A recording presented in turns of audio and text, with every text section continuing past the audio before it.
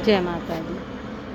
आप सबका मेरी बगिया में बहुत स्वागत है और साथ में हम आज अपनी इस वीडियो में सीखेंगे कि किस ग्रो बैग में कौन सी वेजिटेबल लगाई जाती है, कौन सा प्लांट लगाया जाता है। साथ में अगर हमने कोई प्लांट लगा रखा है बड़े वाले ग्रो बैग में तो उसके साथ हम और भी कोई सी नई वेजिटेबल कौन सी उसके साथ हम ग्रो कर सकते हैं, ये सब हम आपको इस वीडियो में बताएंगे। साथ में बताएंगे कि जब हम कोई भी वेजिटेबल लगाएंगे तो हम उसकी फ्रूटिंग कैसे ले सकते हैं ज़्यादा मात्रा में और हमें खाद कम डालनी पड़े, साथ में जगह कम लगे।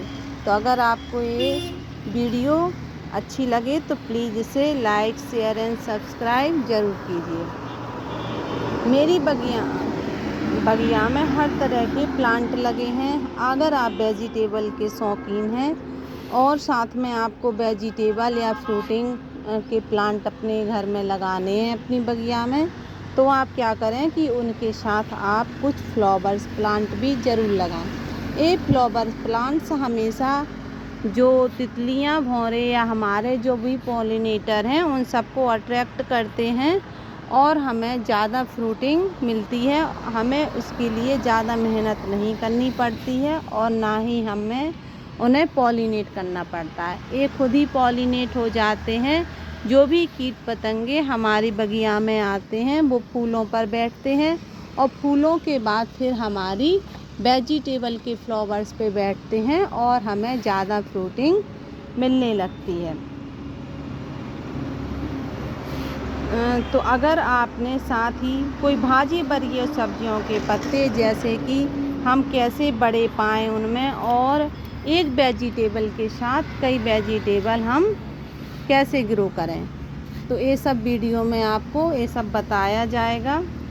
अगर आपको पता होगा कि मैं हमेशा बड़े ही ग्रो बैग में वेजिटेबल लगाती हूँ, जैसे कि मेरा ये बड़ा बैग है और मैंने इसमें साथ में कुछ हल्दी के प्लांट लगा रखे हैं और कुछ एक हमारा ये बैगन का प्लांट है जो वो भी लगा रखा है। आप देखिए बहुत ही इसमें हेल्दी फ्रूट आ रहे हैं और साथ में जो फ्रूटिंग प्लांट है हमारा ये सहतूत का, इसमें भी आप देखिए ये मलबेरी के फ्रूट भी इसमें काफ़ी मात्रा में रोज़ आते हैं। तो अगर आपको एक फसल के साथ कई फसल लेनी है तो आप क्या करें कि आपके पास कोई भी परमानेंट अगर प्लांट है आपके पास, जैसे कि परमानेंट प्लांट का मतलब होता है कि उसकी मिट्टी हर 6 महीने में या 4 महीने में या 1 साल में चेंज नहीं करनी पड़ती है। अगर हमने उस प्लांट को एक बार लगा दिया है तो फिर हम उसे हमेशा के लिए 8-10 साल 15 साल के लिए उसी बैग में रखते हैं, उसे हम क्या कहते हैं, परमानेंट प्लांट।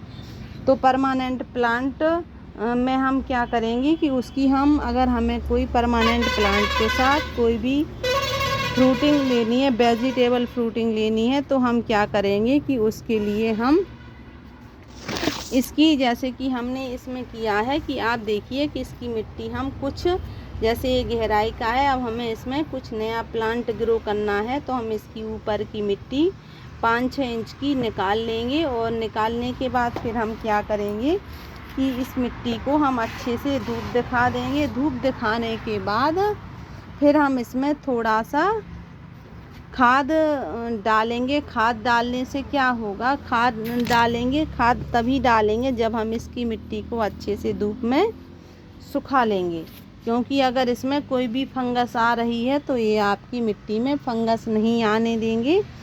और जो मिट्टी सूख जाएगी उसमें हम क्या करेंगे कि उस मिट्टी को हम उसमें थोड़ी सी कंपोस्ट, जैसे कि आप किचन कंपोस्ट मिला सकते हैं। अगर आप पुराने गार्डनर हैं तो आपके पास किचन कंपोस्ट रहती होगी तो आप उसमें किचन कंपोस्ट मिला लीजिए। किचन कंपोस्ट अगर आप न्यू बिगनर हैं और आपके पास किचन कंपोस्ट नहीं है तो आप गोबर की खाद, गोबर या बर्नी कंपोस्ट या फिर आप उसमें गोबर की खाद, किचन कंपोस्ट, बर्नी कंपोस्ट या फिर आप लीफ कंपोस्ट बना के भी डाल सकते हैं। लीफ कंपोस्ट पत्तों की खाद से बनता है और ये आसपास में आपके घर में जो भी आपके घर के पास में आसपास में जो भी प्लांट लगे हैं बड़े बड़े, उनकी आप लीफ से इकट्ठी कर लीजिए, फिर आप उससे लीफ कंपोस्ट बना सकते हैं। लेकिन आप याद रखिए कि वह जो हम कंपोस्ट बना रहे हैं वो 100% पकी हुई होना चाहिए। हमें कच्ची कंपोस्ट नहीं चाहिए, क्योंकि अगर कच्ची कंपोस्ट होगी तो हमारे प्लांट में जो बीमारियां हैं वो आने लगती हैं। तो हमें उसमें कच्ची कंपोस्ट नहीं रखना है, हमें पकी कंपोस्ट रखना है। पकी कंपोस्ट का मतलब होता है कि वह अच्छे से काली हो चुकी है। काली होने से क्या होगा कि वह अच्छे से हमें पता चल जाएगा कि वह सड़ चुकी है, और सड़ने से वह हमारे प्लांट में बीमारियां जो हैं वो नहीं आने देती हैं। तो हमेशा हमें जो किचन कंपोस्ट है वो पकी या जो उसकी पहचान नहीं होती है किचन कंपोस्ट की, या कोई भी कंपोस्ट आप डाल रहे हैं और अगर आप बिगनर हैं तो आपको नहीं पता है कि पकी कंपोस्ट कैसी होती है, तो आप जब भी कोई कंपोस्ट लें तो वो काले कलर की होती है। और अगर काले कलर की नहीं है और काले कलर के साथ साथ वह भुरभुरी भी होती है, बालू जैसी रेत रहती है वैसी भुरभुरी भी रहती है, तो आप उस कंपोस्ट को आप अपने अगर उस मिट्टी में मिला देंगे 50%, अगर आपके पास 1 बाल्टी आपके पास मिट्टी है तो आप उसमें आधी बाल्टी भर के उसमें कंपोस्ट मिला दीजिए, थोड़ी सी रेत और थोड़ा सा फंगिसाइड भी आप मिला देंगे। तो उससे क्या होगा कि उसमें अच्छे से खाद कंप्लीट हो जाएगी आपकी और आपको ज़्यादा फ्रूटिंग देगी। उसके बाद आप इसके साइड में चारों तरफ से कुछ मिट्टी मिला दीजिए। जैसे कि अगर हमने पिछले कुछ दिन पहले इसमें भी ये हमारा नीम का प्लांट लगा है और हमने क्या किया कि इसके चारों तरफ से हमने मिट्टी निकाल के रख दी थी, उसे धूप दिखा दी, उसे अच्छे से हमने कंपोस्ट मिला दी उसमें, और कंपोस्ट मिलाने के बाद हमने इसमें फिर से फिल कर दिया। फिल करने के बाद हमने क्या किया कि इसमें कुछ हमने ये सेम के सीड डाल दिए हैं। सेम के सीड डालने से क्या होगा कि हमारा ये परमानेंट जो प्लांट है वो ग्रो होता जाएगा, और साथ में हमें साइड से कुछ नए प्लांट भी मिल जाएंगे। नए प्लांट से क्या होगा कि ये हमारे वेजिटेबल प्लांट रहते हैं उनकी उम्र कम रहती है, और ये फ्रूटिंग 4 महीने के बाद इनकी ख़त्म हो जाती है। तो फिर हम इसकी मिट्टी को फिर से रिचार्ज कर सकते हैं और हमें नया बैग नहीं चाहिए पड़ता है। नए बैग के लिए जगह ज़्यादा चाहिए पड़ती है, कंपोस्ट ज़्यादा चाहिए पड़ती है। तो आप इस तरीके से अपने ग्रो बैग भर सकते हैं। और साथ में आप क्या करें कि अगर आपको कोई भाजी वाली सब्ज़ी चाहिए तो आप भाजी वाली भी सब्ज़ी इसमें ऐड कर सकते हैं। जैसे कि मैंने इसमें चने की भाजी डाली थी और आप देखिए कितने अच्छे से ग्रो कर रही है। और साथ में लगा है मेरा ये चीकू का प्लांट, और ये भी बहुत ही अच्छी ग्रोथ कर रहा है। और साथ में मुझे अब क्या मिलेगा, एक ग्रो बैग में मुझे कुछ फसलें मिलेंगी। मैंने क्या किया है, मैं इसी तरीके से हमेशा गार्डनिंग करती हूँ और मुझे उसका रिज़ल्ट हमेशा अच्छा मिलता है। कि मैंने क्या किया, इसकी मिट्टी निकाली थी कुछ दिनों पहले, इसमें मैंने कुछ वेजिटेबल जो बेल वर्गीय हैं उनके सीड डाल दिए थे, और इसमें मैंने चने की भाजी डाल दी थी, और साथ में मैंने डाल दिए थे कुछ टमाटर के सीड। जो आप देखिए कि आप थोड़ी में बड़े हो गए हैं, तो हम क्या करेंगे कि इनमें से कुछ टमाटर के प्लांट जो ज़्यादा हैं तो हम वो निकाल लेंगे, और जो ये क्या 2 इसमें रहने देंगे, तो ये फ्रूटिंग देते रहेंगे। और इतना बड़ा ग्रो बैग है ये कि इसमें आराम से टमाटर हमारे पर्याप्त खूब सारे इसमें लगेंगे और अच्छे बड़े बड़े प्लांट लगेंगे, और साथ में इसमें बड़ी बड़ी जो फ्रूटिंग है वो भी होगी। तो हमेशा आप कोई भी बेल वर्गीय सब्जी लगा रहे हैं, बेल वर्गीय जैसे बेल वर्गीय में होता है कि लौकी, तुरई, कद्दू, सेम, गिलकी, इनको हम हमेशा बड़े ग्रो बैग में लगाएंगे तो इनमें भरपूर मात्रा में आपको फ्रूटिंग देखने के लिए मिलेगी। साथ में इसमें फ्रूटिंग कंटिन्यू होती ही रहती है। आप एक फ्रूट नहीं तोड़ पाएंगे और आपको साथ में दूसरी फ्रूटिंग मिलने लगेगी। तो अगर आपको ज़्यादा वेजिटेबल चाहिए है और आपको कंटिन्यू चाहिए है कि आपके घर में सब्जी की बिल्कुल भी कमी ना रहे, तो आप हमेशा बेलबरी को इतने बड़े बैग में ग्रो करें। और साथ में मैं हमेशा जिस तरीके से ग्रो करती हूँ कि मैंने उसमें चने की भाजी लगाई थी, एक में मैंने सेमें लगाई थी और मैंने इसमें भिंडी के प्लांट भी ग्रो कर दिए और साथ में लगा दिया था एक टमाटर का प्लांट। तो हमेशा जो आपकी बेलवर्गीय सब्जियां हैं उनके लिए आप 18 इंच गहरा वाला या उससे भी गहरा आप प्लांट लगाइए। उससे क्या होगा कि आपको फ्रूटिंग ज़्यादा मिलेगी। और टमाटर, मिर्ची, बैगन, इनके लिए आप 12 इंच या उससे बड़ा बैग भी आप यूज कर सकते हैं। जैसे कि मैंने अपने 14 इंच की बकेट में टमाटर के प्लांट लगा रखे हैं।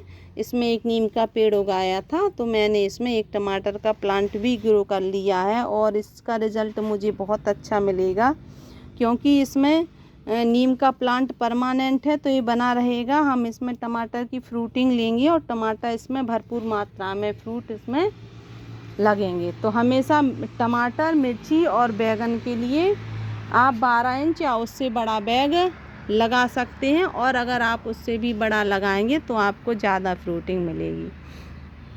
और अगर आपको भाजी वर्गीय के लिए है तो भाजी वर्ग के लिए तो आप 10 इंच, 8 इंच का आप बैग ले सकते हैं। अगर आपके पास नहीं है बड़े बैग तो उसमें भी अच्छे से ग्रो हो जाती हैं। जैसे कि मैंने इसमें, मेरे पास ये 10 इंच गहरा पॉट था तो मैंने इसमें अपनी पालक ग्रो कर दी है। पालक ग्रो करने से इसमें अच्छी से पालक ग्रो होती रहेगी। और अगर हम आपको इसके अगर बड़ी साइज़ की आपको बड़ी बड़ी पत्तियां चाहिए हैं पालक की, तो आपको क्या करना है कि आप इसकी बीच बीच की जो प्लांट हैं, जो बीज प्लांट हैं, आप उनको हटाते रहिए। उनको प्लांट को हटाने से क्या होगा कि जो इसके साथ में जो पास में प्लांट थे वो अच्छे से ग्रो होंगे और हमें ज़्यादा फ्रूटिंग देंगे। तो हमेशा आप इस तरीके से इनके जो एक्स्ट्रा प्लांट हैं या कोई घास फूस उगाई है तो आप उनको हटाते रहिए, तो आपका प्लांट हेल्दी रहेगा और आपको बड़ी बड़ी लीफ मिलेंगी। साथ में अगर आपका गहरा ज़्यादा प्लांट है और चौड़ा भी है तो आप क्या करें कि उसमें कोई भाजी वर्गीय सब्जी भी लगा लें। और भाजी वर्गीय सब्जी के साथ साथ आप एक टमाटर का या गोभी का प्लांट भी लगा सकते हैं। जैसे कि मैंने अपने इसमें पॉट में एक गोभी का प्लांट भी लगा दिया है। और अगर आपके पास स्पेस है और मिट्टी भी है तो आप उसके लिए एक अलग से ग्रो बैग लगा सकते हैं। जैसे कि मैंने कुछ अपने जो उसके गोभी के प्लांट हैं तो वो हमने कुछ अलग से भी पॉट में इन्हें शिफ्ट किया है।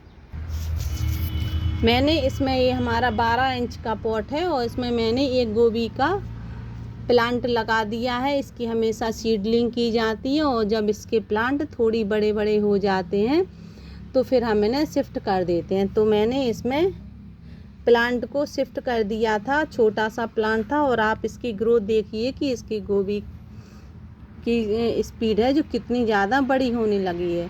तो आप जितना आप कम से कम गोभी के लिए कोई पत्ता गोभी या फूल गोभी आप लगा रहे हैं तो उनके लिए आप 12 इंच का ग्रो बैग या कोई भी पॉट लीजिए, तो आपको बड़ा उसमें से फ्रूट मिलेगा और साथ में इसकी जो जड़ें हैं वो अच्छे से फैलेंगी और हमें ज़्यादा फ्रूटिंग देंगी। तो हमेशा गोभी के लिए पत्ता गोभी, फूल गोभी, ब्रोकली अगर आप ये लगाते हैं तो आप इनके लिए 10 इंच वाला ग्रो बैग लगा सकते हैं। और साथ में आप मूली है, जो जड़ वाली सब्जियां हैं जैसे कि मूली है, गाजर है, चुकंदर है, तो आप इनके लिए 10 इंच या 12 इंच वाला पॉट रखिए।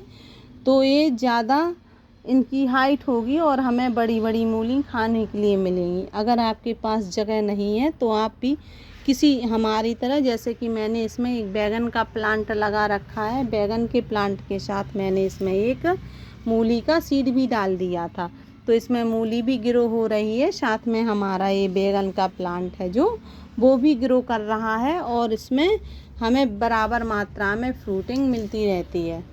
तो आप भी एक जो आपके पास अगर कोई गहरा वाला पॉट है तो आप उसमें एक के साथ दूसरी वेजिटेबल लगा सकते हैं, लेकिन आप उनकी साइज का हमेशा ध्यान रखें कि आप पालक वर्गीय को, भाजी वर्गीय जो आपकी वेजिटेबल हैं जैसे कि ये लाल साग है, धनिया है, पालक है, आप इनको 6 इंच से लेके 12 इंच तक के पॉट में आप ग्रो कर सकते हैं। और आप इनकी साइज़ जितनी बड़ी रखेंगे आपको वेजिटेबल उतनी ही बड़ी बड़ी साइज़ की मिलेगी।